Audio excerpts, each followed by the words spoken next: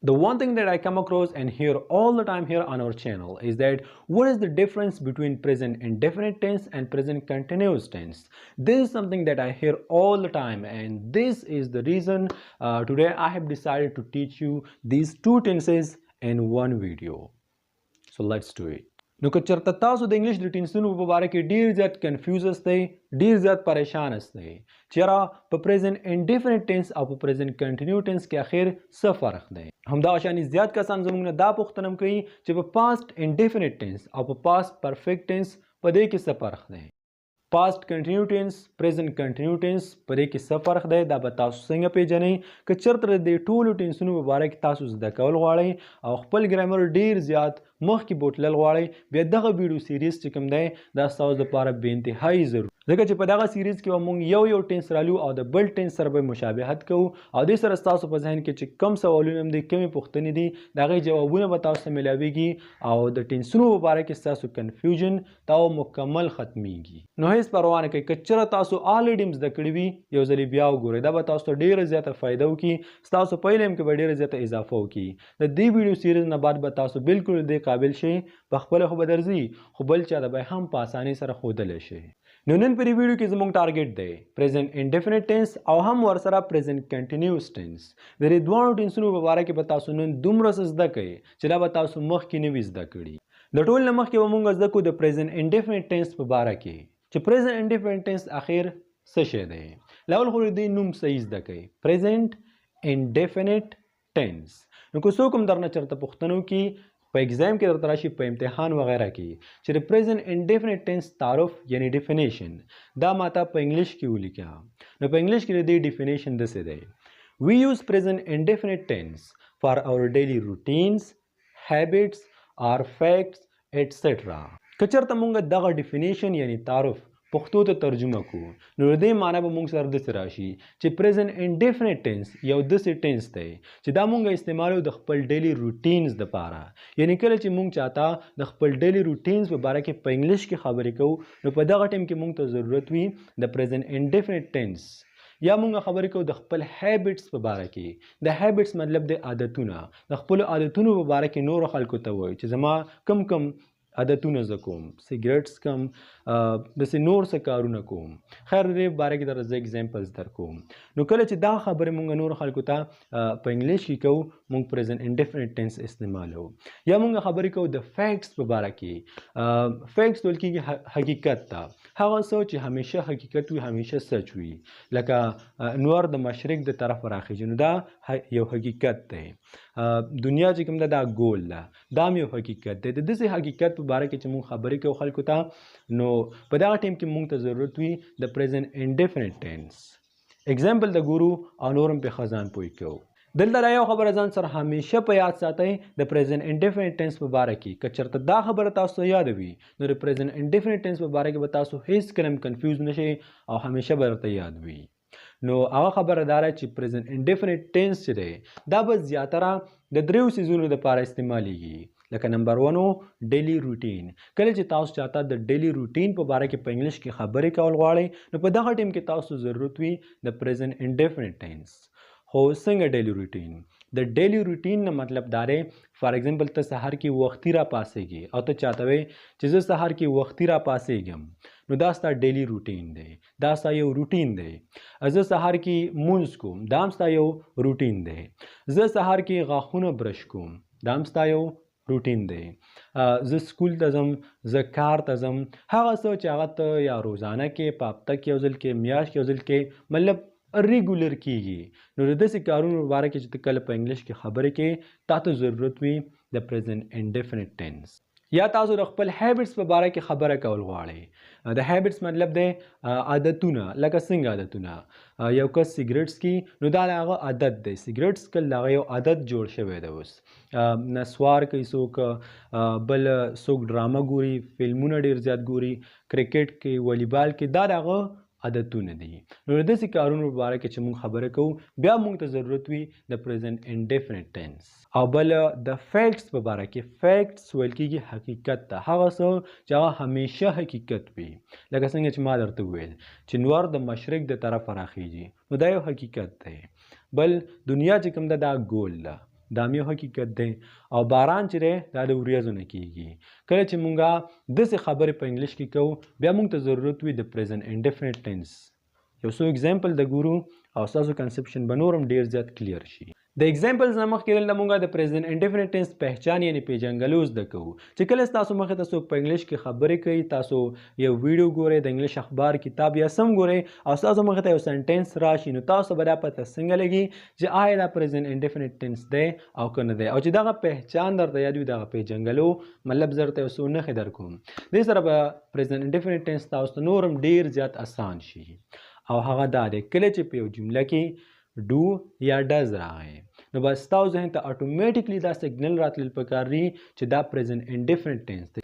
یا په یو جمله کې ډز ناٹ یا ډو ناٹ راغی نو دلته هم تاسو ذهن ته اتوماتیکلی دا راتلل پکار دی چې دا پریزنټ انډیفینټ ټینس دی. او که چېرته پکې دا یو هم رانغی خو د ورب فرست فارم ورکیو او آی ان جی ورسره نه نو دا هم پریزنټ انډیفینټ ټینس دی. نمبر 1 یا په جمله کې ډو ډزي که دا ورکیو پریزنټ انډیفینټ ټینس دی. یا به ورکې ډز ناٹ یا ډو ناٹ وي که دا هم ورکیو د دې نه پکې یو هم راغلی بس پریزنټ انډیفینټ ټینس دی. که دا یو هم پکې نه و بس بیا ځان ته رعایت کړي چې په دې جمله کې د ورب لومبنی فارم راغلی دی او که نه او آی ان جي ورسره نشته صرف لومبنی فارم دی آی ان جي ورسره نشته دا پریزنټ انډیفینټ ټینس دی. بس صرف دا درې نښې چې ما ورته وښودلې دا ځان سره همیشه په یاد ساتئ. د ټول نه مخکې د پریزنټ انډیفینټ ټینس سټرکچر ته وګورئ. دا تاسو چې په سکرین باندې ښکاري دې ته تاسو سټرکچر هم ویلی شي او فارموله ورته هم ویلی شي. د دواړو یو مطلب دی هیڅ خبره نه ده او دې ته ویل کېږي د پریزنټ انډیفینټ ټینس فارموله یا سټرکچر. ځکه چې په پریزنټ انډیفینټ ټینس کې مونږ کومه یو جمله هم سټرکچر کوو جوړوي او بالکل د فارمولې مطابق وي که چېرته دې مطابق نه وي مونږ اخوا دېخوا ځو کمې زیاتې ورکې کوو نو زمونږ جمله سنټنس به غلط وي او صحیح به نه وي. اوس دلته په سکرین باندې موږ سره یو سنټنس دی هی سموکس سیګریټ. د دې مطلب دی چې هغه سیګریټ سکي خو د دې مطلب دا نه دی ګوره چې هغه اوس لګیا دی په دې ټیم کې سیګریټ ورسره لاس کې دی او هغه سکي. د دې دا مطلب نه دی. د دې مطلب دا دی چې سیګریټ سکل د هغه عادت جوړ شوی دی او هغه اوس سیګریټ سکي که سهار سکي که ماښام سکي هفته کې یو ځل سکي خو سیګریټ سکي. نو دې سنټنس ته تاسو لږ سوچ وکړئ په دې کې ډو راغلی نه ډز ورکې راغلی نه ورکې ډو ناټ راغلی نه ورکې ډز ناټ راغلی د دې نه ورکې یو هم نه دی راغلی خو په دې کې د ورب لومبنی حالت راغلی دی سموکس. سموکس مطلب دی سیګریټ سکل د ورب لومبنی حالت راغلی او آی ان جي ورسره نشته نو دلته موږ ته دا پته لګي چې دا کار اوس خو نه دی روان خو دا یو عادت دی یعنی هغه سیګریټ سکي د سیګریټ شوقي دی. اوس د دې نه به موږ نیګیټیو جمله څنګه جوړو موږ به څنګه وایو چې نه هغه سیګریټ نه سکي. داسې کار به وکړو چې د هی نه بعد به بس ډز ناټ ولګوو هی ډز ناټ سموک سیګریټ او دا خبره په یاد ساتئ سموک سره چې کوم اس راغلی و دا اس به دې کټ شي ځکه چې د اس او د ای اس اضافه صرف په پازټیو جملو کې کیږي په مثبت کې کیږي په نورو کې نه کیږي. نو دا جمله به شي هی ډز ناټ سموک سیګریټ هغه سیګریټ نه سکي.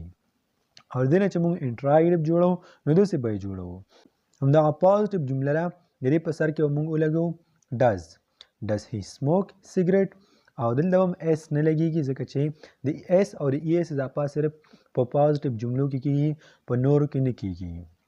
نو که چېرته تاسو لومبنی سنټنس ته لږ سوچ وکړئ هی سموک سیګریټ پرې کې د ورب لومبنی حالت راغلی آی ان جي ورسره نشته پریزنټ انډیفینټ ټینس دی مثبت جمله ده. دویم نمبر سنټنس هی ډز ناټ سموک سیګریټ په دې کې ډز ناټ راغلی موږ ته اتوماتیک دا پته لګي چې دا د پریزنټ انډیفینټ ټینس جمله ده خو دا نیګیټیو جمله ده په دې کې دا کار نه کیږي. او اخرنی اگزامپل ډز هی سموک سیګریټ نو په دې کې ډز راغلی دی هم موږ ته پته لګي چې دا د پریزنټ انډیفینټ ټینس جمله ده او دا یو سوالیه جمله ده. اوس به تاسو دا وایئ چې ډو ناټ ډز ناټ دا په کوم ځای کې استعمالیږي نو کله چې سینګولر سبجیکټ راشي هی شي ایټ یا بل یو سینګولر سبجیکټ وي بیا موږ استعمالو ډز ناټ په نیګیټیو جملو کې. خو که چېرته پلورل سبجیکټ راغی آی دی یو وی وغیره رالل پلورل سبجیکټ دوه یا د دوو نه د زیات څه باره کې خبره راغله بیا موږ ډو ناټ استعمالو. همدغه شانې په سوالیه جملو کې که چېرته سینګولر سبجیکټ هی شي ایټ یا بل سینګولر سبجیکټ مونږ does استعمالو. خو که چېرته پلورل سبجیکټ و I they you we I مو ورکې حسابېږي ها نو بیا به مونږ do لګو do do. بل اگزامپل لګورو they offer the prayer.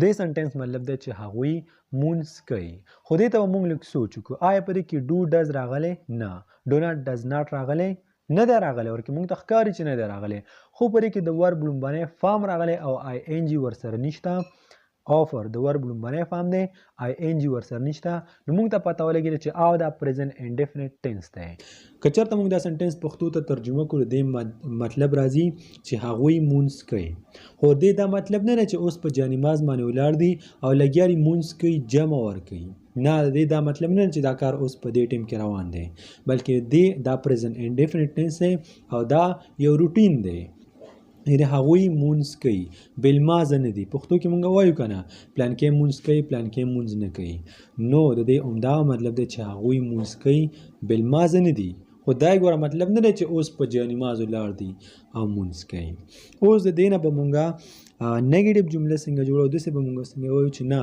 هغوی مونځ نه کوي څه بالماضه خلک دي نو د دې نه بعد به ډو ناټ ولګي ځکه چې دی پلورل سبجیکټ دی دی ډو ناټ او نور همدغه جمله ده they do not offer the prayer هغوی مونځ نه کوي او په دریم نمبر باندې که چېرته دې نه انټراګیټیو جوړول غواړي داسې جوړول غواړي چې آیا هغوی مونځ کوي که نه بالماضه خلک دي نو داسې کار به وکړي چې ډو به راولي او د همدې پازټیو سنټنس په سر کې به ووایي do they offer the prayer آیا هغوی مونځ کوي بس دا د نیګیټیو انټراګیټیو او پازټیو جمله شوه لومبني سنټنس ته وګوره په دې کې ډو ډز ناټ دا خو ورکې نه دی راغلی خو د ورب لومبنی حالت راغلی آی ان جي ورسره نشته نو موږ ته ګوره اټومیټیکلی پته لګي چې دا پریزنټ انډیفینټ ټینس دی او په دویم سنټنس کې په دې کې راغلی دی ډو ناټ او موږ ته پته لګي چې پریزنټ انډیفینټ ټینس دی نیګیټیو یعنی منفي جمله ده او په دریم نمبر سنټنس کې موږ ته پته لګي چې ډو راغلی دی نو موږ ته دا پته ولګي چې دا پریزنټ انډیفینټ ټینس انټراګیټیو یعنی سوالیه جمله ده خیر که چېرته تاسو کنفیوز استئ چې یاره اوس هم دا وایي چې ډو ډز دا کوم ځای کې استعمالیږي کله چې موږ د پریزنټ کنټینیو ټینس او د انډیفینټ ټینس کمپیریزن مشابهت یو 2 منټه بعد کوو ستاسو د سوالونو جواب به تاسو ته پخپله میلاو شي بس لږ صبر وکړئ او په دې باندې د ځان د پوهېدلو کوشش وکړئ دریم نمبر اگزامپل دی آی برش مای ټیت مطلب یې دا دی چې زه غاښونه برش کوم نو آیا په دې سنټنس کې ډو ډز ډو ناټ ډز ناټ راغلی نه خو د ورب لومبنی فارم دی برش د ورب لومبنی فارم دی آی ان جي ورسره نشته دا که چېرته موږ پښتو ته ترجمه کوو مطلب یې څه راځي زه غاښونه برش کوم خو مطلب یې دا نه چې اوس راسره برش په لاس کې دی ټوت پیسټ راسره دی او لګیا یم په غاښونو ته مې نیولی دی او غاښونه برش کوم په دې ټایم کې نه د دې دا مطلب نه دی د دې مطلب دی چې غاښونه برش کول زما یو روټین دی زه غاښونه برش کوم په دې وجه باندې زما غاښونه صفاري هر سهار برش کوم ماښام برش کوم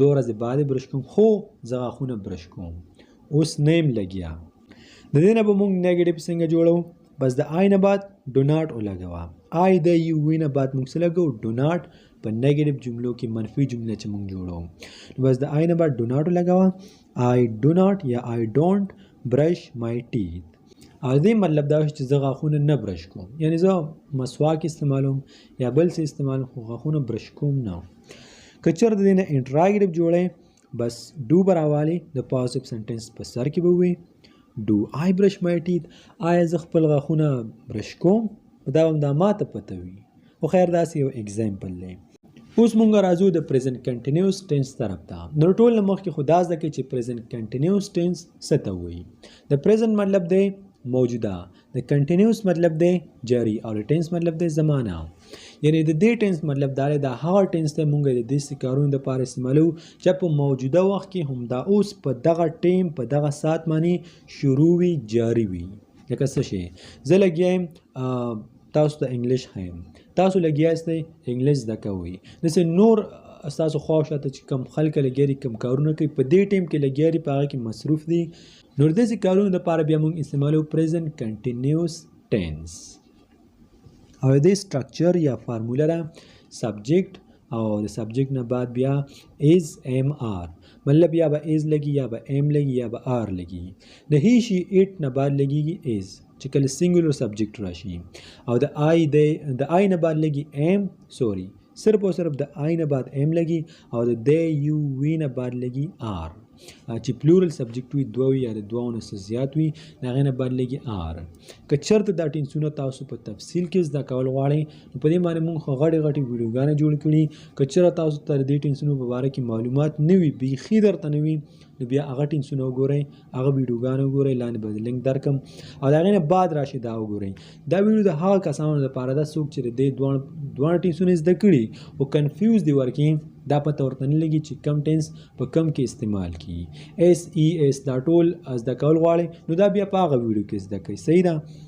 نو په سټرکچر کې د هیلپینګ ورب نه بعد به بیا موږ لګو د ورب لومبنی حالت، او د ورب لومبني حالت سره موږ د آی ان جی اضافه کوو، او د هغې نه بعد بیا ابجیکټ هغه څه چې په څه باندې کار کیږي. اگزامپل ته وګورئ. هی از سموکینګ د سیګریټ، مطلب دا دی چې هغه سیګریټ سکي. هغه سیګریټ سکي دا خو تاسو لږ مخکې زده کړل. د دې مخکې ما تاسو یو سنټنس وویل هی سموکس د سیګریټ، هغه سیګریټ سکي. د دې مطلب دا دی چې هغه سیګریټ سکي، او د دې لاندې سنټنس مطلب دا دی چې هغه سیګریټ سکي. نو په دې کې فرق څه شو؟ اصل گیم اصل لوبه اوس دلته را ګوره. ما تاسو ویل که چېرته په یو جمله کې از راغی، ام راغی یا آر راغی، د ورب لومبنی حالت او آی ان جی ورسره وه، نو دې مطلب دا دی چې دلته چې د کم کار باره کې خبره کېږي هغه اوس په دې ټایم کې شروع دی او روان دی. د لومبي سنټنس ته تاسو لږ وګورئ. هی از سموکینګ د سیګریټ، از ورکې راغلی او که نه، او سموک فرست فارم دی، دې سره د آی ان جي اضافه شوي، هی از سموکینګ. نو ما تاسو ویل که چېرته ورکې دا راغی مطلب دی چې دا کار جاري دی. نو دې مطلب دا دی چې سیګریټ سکي، خو اوس په دې ټایم کې لګیا دی، سیګریټ ورسره په لاس کې دی، بل کړی دی، خولې ته یې نیولی دی او سکي. او دویم نمبر سنټنس هی سموک سیګریټ، نو دلته خبره کېږي د عادت باره کې چې سیګریټ څکل د هغه عادت دی، هغه سیګریټ سکي. لومبنی سنټنس هی از سموکینګ د سیګریټ، مطلب دا دی سیګریټ سکي، خو سیګریټ ورسره اوس په لاس کې دی، لګیا دی، سیګریټ سکي. دویم نمبر اگزامپل هی سموکس سیګریټ، سیګریټ سکي اوس نه دی لګیا، خو بس سیګریټ څکل د هغه عادت دی او په دې باندې راوښتی دی. امید کوم چې په دې باندې به پوه شوي یاستئ. بل اگزامپل ته وګورئ. They are offering the prayer، مطلب دا دی چې هغوی مونځ کوي، او د دې نه مخکې ما تاسو ته څه وویل؟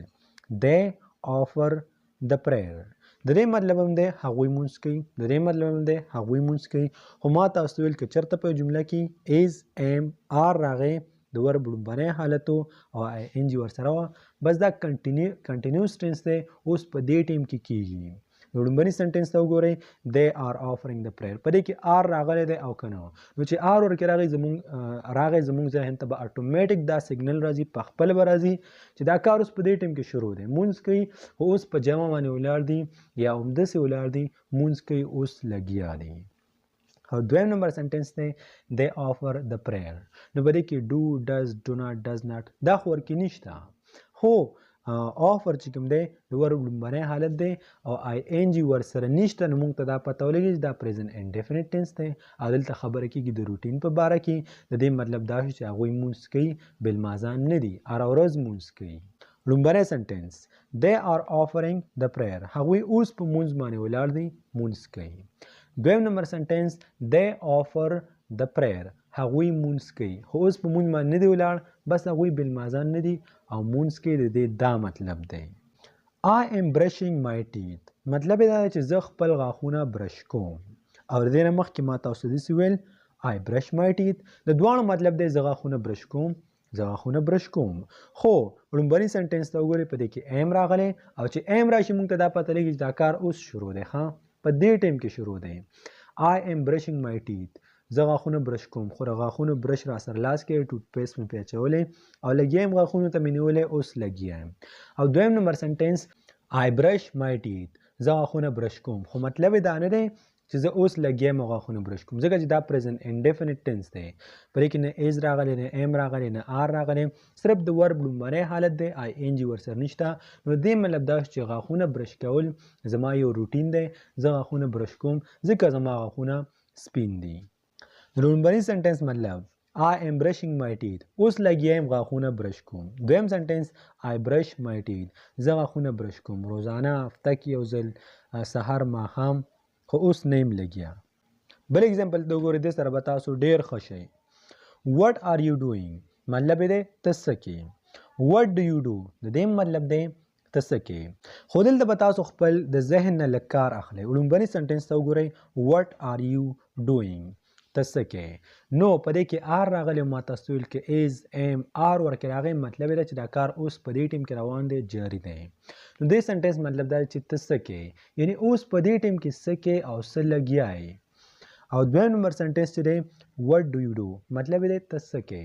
خو ما تاسو ویل که چېرته په جمله کې do does not do not دا ورکې رالل نو مطلب یې دی چې دا present indefinite tense دی. دلته خبره کیږي یا پوښتنه کیږي د روټین په باره کې. نو د دې مطلب دا دی چې ته څه کوې خو مطلب دا نه دی چې ته اوس په دې ټیم کې څه کوې. مطلب دا دی چې ته څه کوې څه کار کوې څه روزګار کوې سکول ته ځې که نه کار کوې. نو what are you doing ته په دې ټیم کې په موجوده وخت کې اوس ته څه کوې. په دې بازار کې څه کوې په دې ډاک کې څه کوې په دې هدیره کې څه کوې. او خو که چېرته درنه څوک پوښتنه وکړي what do you do نو مطلب یې دی ته څه کوې. خو مطلب یې دا نه دی چې اوس په دې ټیم کې ته څه کوې په دې ځای کې ته څه کوې. مطلب یې دا چې ته په خپل ژوند کې څه کوې ته څه کار روزګار کوې سټوډنټ یې او که نه کار کوې. د دې دغه مطلب دی. بل اگزامپل what is your father doing ترجمه یې څنګه ده ستا پلار څه کوي. what does your father do مطلب یې دی چې ستا پلار څه کوي. د دواړو ترجمه یو راځي خو د ګرامر په لحاظ سره ورکې د ځمکې او د اسمان فرق دی ځکه چې یو present indefinite tense دی او یو present continuous tense دی. لومړني سنټنس ته لږ سوچ وکړئ what is your father doing په دې کې is راغلی او do د ورب فرست فارم دی او ing ورسره راغلی. دلته د do مطلب دی کول څه کول خو دا د present indefinite tense طرف ته هم اشاره کوي. د هغې په باره کې به تاسو نه کنفیوز کیږئ. نو په دې کې ایز راغلی دی نو تاسو به دا پته لګي چې ستا پلار څه کوي خو اوس په دې ټیم کې څه کوي اخبار ګوري کتاب ګوري څه شی کوي په دې ټیم کې د هغه څه مصروفیات دي. لکه فار ایگزامپل تاسو ته چا دروازه وواله ورې درته ووایو او تا ته و چې ستا پلار څه کوي کور کې ستا پلار چیس کوي روټۍ خوري یا بل څه کار کوي که څه کار نه کوي خو اواز کوه ورته. خو که چېرته درته څوک داسې ووایي what does your father do مطلب یې دا دی چې ستا پلار څه کوي. خو ما تاسو ویل که چېرته په جمله کې do does not do not دا ورکې راغی نو دا present indefinite tense دی. نو دلته ورکې does راغلی دی نو موږ ته به دا پته لګي چې د دې مطلب دا دی چې ستا پلار څه کوي خو د دې مطلب دا دی چې ستا پلار په زندګۍ کې څه کوي ستا پلار څه کار روزګار کوي. دلته د کار روزګار په باره کې پوښتنه کیږي او په لومړي سنټنس کې پوښتنه کېده چې اوس په دې موجوده وخت کې څه کوي. لومړی سنټنس what is your father doing ستا پلار څه کوي یعنی اوس په دې ټیم کې څه کوي اخبار ګوري چیس کوي روټۍ خوري کرکټ کوي که څه کوي. what does your father do ستا پلار څه کوي خو مطلب یې دا دی چې څه کار روزګار کوي بزنسمین دی ډاکټر دی پایلټ دی سبزي خرڅوي که څه کوي. اخرنی اگزامپل دی I am going to school زه سکول ته ځم I go to school زه سکول ته ځم. خو لومړني سنټنس ته وګورئ په دې کې راغلی دی am او go د ورب لومړنی فارم دی په اخره کې ing راغلی دی نو دا چې کوم دی present continuous tense دی جاری دی. اوس په دې ټیم کې مطلب یې دا دی چې په سایکل په موټر سایکل یا په ګاډي کې ناست یم سکول ته روان یم په لاره باندې روان یم اوس روان یم او I go to school مطلب دا دی چې زه سکول ته ځم. خو دا present indefinite tense دی. ولې present indefinite tense دی صحیح ده do does not دا خو ورکې نه دی راغلی خو go د ورب لومړنی حالت دی او دې سره ing نه ده راغلی نو دا present indefinite tense دی. دې مطلب دا دی چې سکول ته تلل سکول ته تګ زما یو روټین دی زه روزانه سکول ته ځم په هفته کې 2 ورځې سکول ته ځم خو زه سکول ته ځم زه شاګرد یم. اخرنی اگزامپل اوس دلته ستاسو د پریکټس دپاره دی او هغه دی راشد ټیکس د ټي مطلب یې دی چې راشد چیس کی. او دویم نمبر اگزامپل دی راشد is taking the tea نو ما ته دا ووایه چې په دې کې سنټنس نمبر 1 لومړنی نمبر جمله چې کوم ده دا ورکې present indefinite tense دی که present continuous tense دی او دویم نمبر سنټنس دا کوم یو ټینس دی په کمنټ سیکشن کې ماته خامخا ووایئ چې ماته پته ولګي چې تاسو زده کړل او که نه تاسو په دې باندې پوهیږئ او که نه او که نه تاسو چېرته په بل ټینس کې کنفیوز هستئ هم موږ ته ووایئ انشاءالله د هغې په باره کې به هم یو ښکلي ویډیو جوړه کړو. زه امید کوم ګران کتونکو چې نن به تاسو د پریزنټ انډیفینټ ټینس او د پریزنټ کنټینیوس ټینس په باره کې زده کړي وي او تاسو په کوم مقصد باندې دا ویډیو کتلی وي هغه مقصد به تاسو ته حاصل شوی وي. خو که چېرته تاسو زده کول غواړئ د پریزنټ کنټینیو ټینس او د پریزنټ انډیفینټ ټینس په باره کې خو په تفصیل سره چې د دې د سټرکچر یا د فارمولې مطابق جملې څنګه جوړیږي نو د هغه ویډیوګانو لینکس به ما تاسو ته په کمنټ سیکشن کې درکړی وي یا په ډسکرپشن کې د دې ویډیو نه لاندې هلته لاړ شئ په هغه لینکس باندې کلیک وکړئ او د هغه ویډیوګانو نه به تاسو ډیر څه زده کړئ ډیره فایده به ترې واخلئ او تقریبا مونږه 11 ټینسونه الریډي اپلوډ کړي دغه شان مونږ ډیر ګرامر اپلوډ کړي د 4000 اسنشل انګلیش ورډ کم کورس چې دی او ډیر سم اپلوډ کړي دا غنه فایده واخلئ همدا تاسو لپاره دی که ویډیو مو خوښ شوي او فایده یې راته کړې وي نو یو لایک خامخا ورکړئ او په کمنټ سیکشن کې خپل رائے ضرور پرېږدئ او که چینل هم نوی سبسکرایب کړئ او انګلیش زده کول غواړئ نو چینل هم دا اوس سبسکرایب کړئ.